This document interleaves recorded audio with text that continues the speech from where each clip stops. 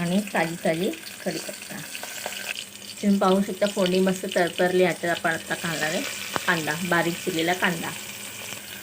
व्यवस्थित भाजून घेऊया आपण तेलामध्ये, परतून घेऊया कांद्याला गुलाबी रंगाचा होईपर्यंत. आता तुम्ही पाहू शकता कांदा मस्तपैकी परतून झालेला आहे.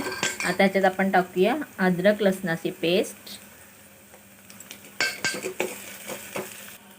हळद. हे आपण बघा उडद डाळ जी ह्याच्यात आपण टाकलेली, त्याच्यातून आपण पाणी काढून घेऊया. ह्याला ह्याच्यात मस्त गरम पाणी असतं ना, ह्याच्यात मस्त धुवून घ्यायचं असं, आणि मग हे पाणी आपण काढून घेऊया. आता ही उडद डाळ आपण त्या कुकरमध्ये टाकून घेऊया. तुम्ही पाहू शकता मी व्यवस्थित मिक्स केलेलं आहे. तर ह्याच्यात आपण मीठ मसाला घालून घेऊया. चवीनुसार मीठ टाका आणि लाल तिखट मीठ वगैरे व्यवस्थित मिक्स करून घेतलेलं आहे. आता ह्याच्यात आपण टाकूया 2 ग्लास पाणी.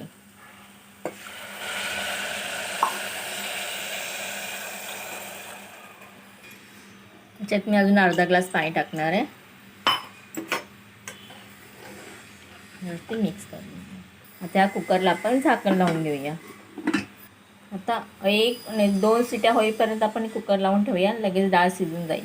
कुकरला सुटी होते तोपर्यंत मला एक सांगते मी ते बघा पुन्हा ही आवळा कांडी बनवलेली आहे. मुलीने एवढ्या लवकर संपवली की ती मला पुन्हा बनवावी लागलेली आहे. या आवळ्या कँडीची रेसिपी तुम्हाला पाहिजे असेल तर माझ्या चॅनलला लाईक करा, सबस्क्राईब करा आणि व्हिडिओ डाउनलोड करून बघू शकता.